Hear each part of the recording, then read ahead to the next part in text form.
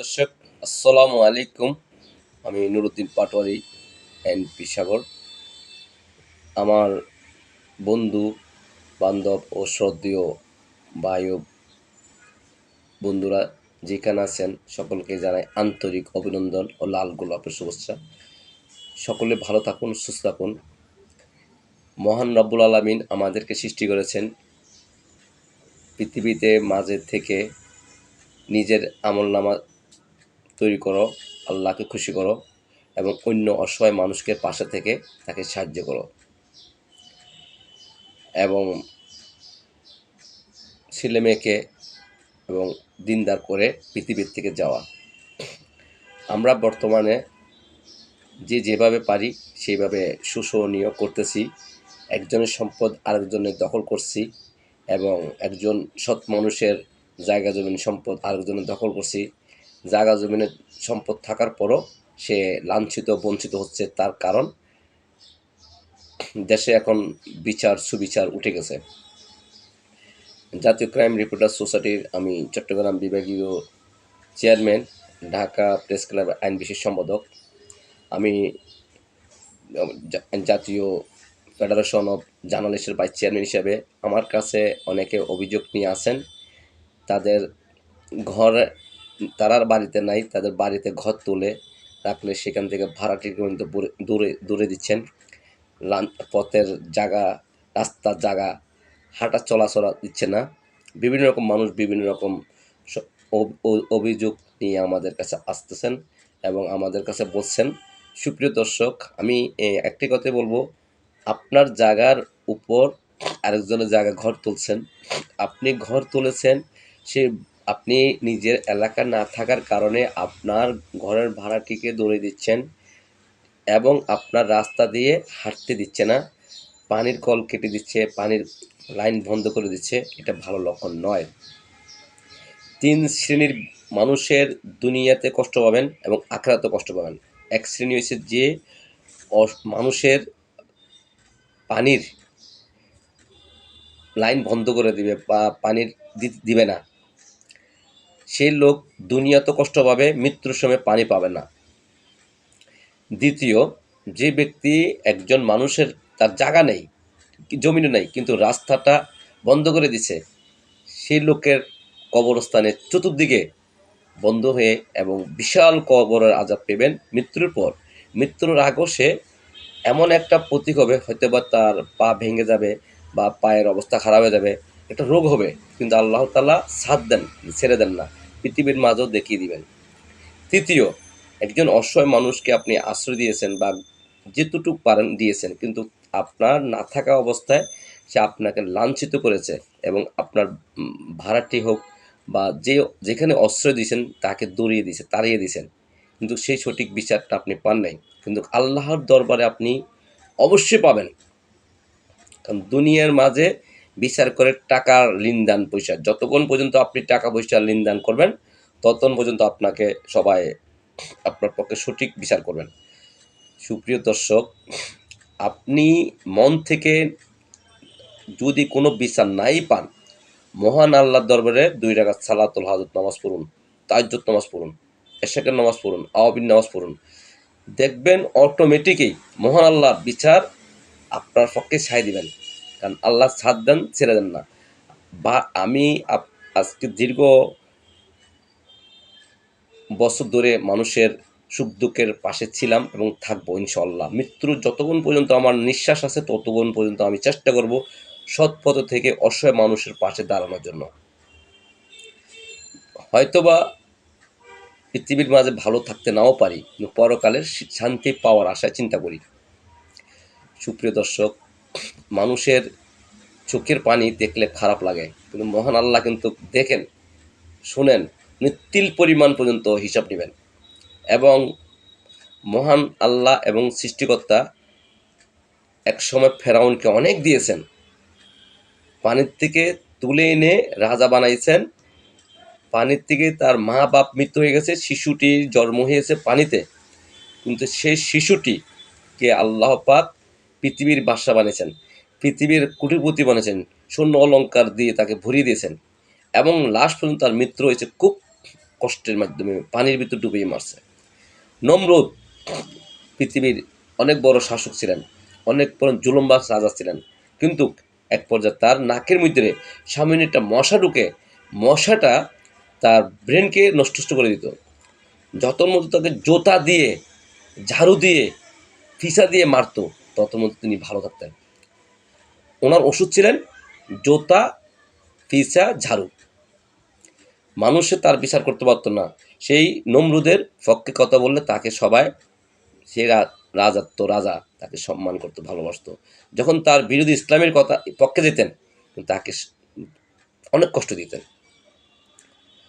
হজরত ইব্রাহিম আলাইসাল্লামের কাহিনী দেখেন।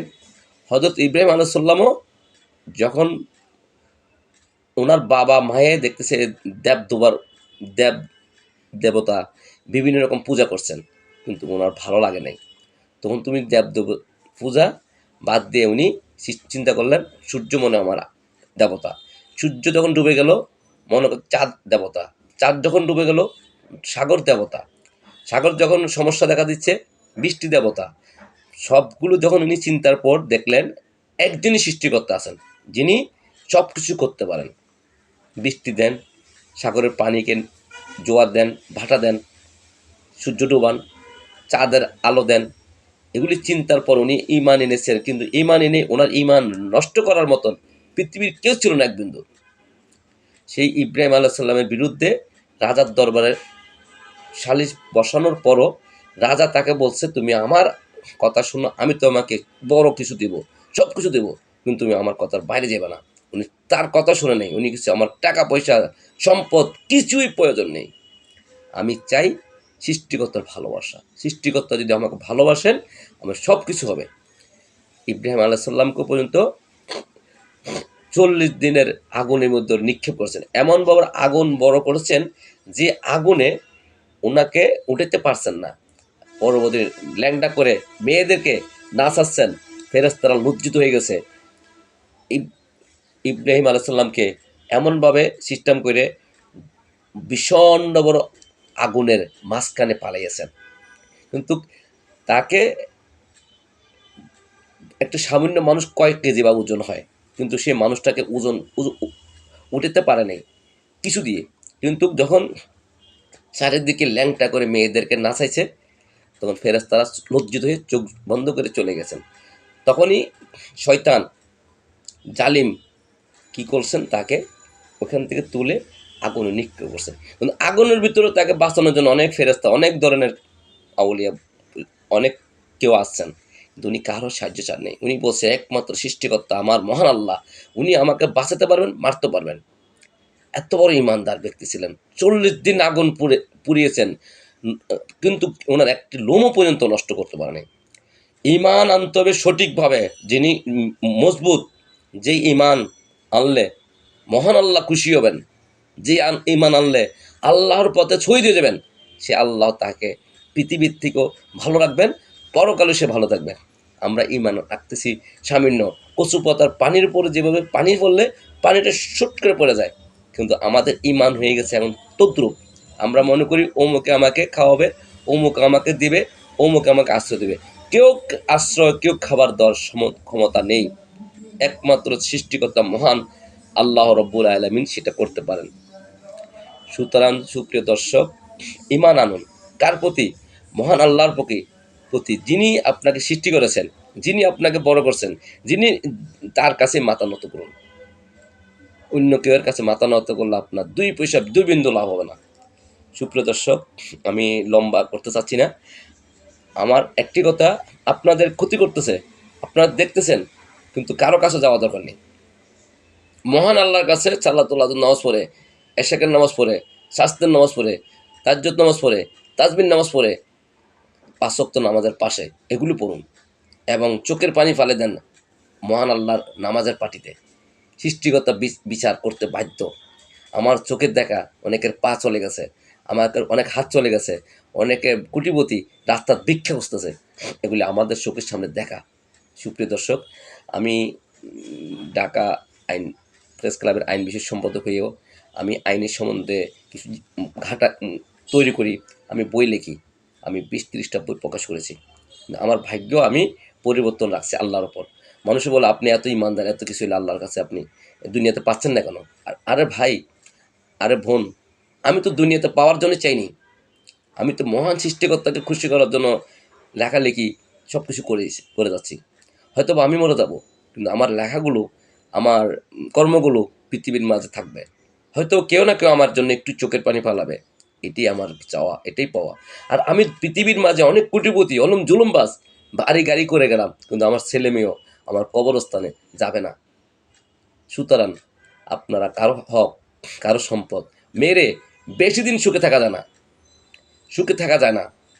আমি বারবার আমি সাংবাদিক হিসেবে আমি বই লেখি, 20-30টা বই প্রকাশ করেছি হিসাবে আমি সবসময় ভালো মানুষের ভালো কিছু করতে চেয়েছি।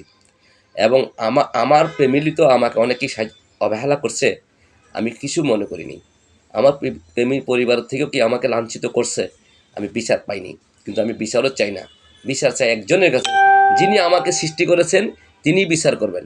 তিনি বিচারক, পৃথিবীর বিচারক টাকা খায়, জাস্টিস হয়, পরবর্তী বিচারপতিকেও রাস্তা রাস্তা মারতেছে, অলাঞ্ছিত হচ্ছে, তার কারণ উনি সঠিক বিচার করেন নেই। কিন্তু মহান আল্লাহ সাথ দেয়, ছেড়ে দেয় না। আমি সবসময় বলবো, আপনারা কারো দরবারে গিয়ে যদি সাহায্য সহযোগিতা না পান, একমাত্র তাহাজ্জুদ নামাজ, সালাতুল হাজত নামাজ, বিভিন্ন রকম নামাজ, কোরআন শরীফ পড়ে তেলাওয়াত করে সূরা নাস পড়তে পারেন, আয়াতুল কুরসি পড়তে পারেন, ইয়াসিন সূরা পড়তে পারেন, আয়াতুল কুরসি আপনার আর রহমান সূরা পড়তে পারেন, সূরা মুলক পড়তে পারেন।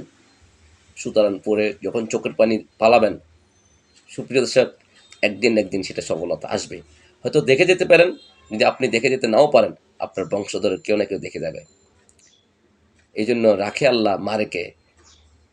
সমুদ্রের মাঝে জাহাজ ডুবে যাচ্ছে, কিন্তু রক্ষা করছে আল্লাহ।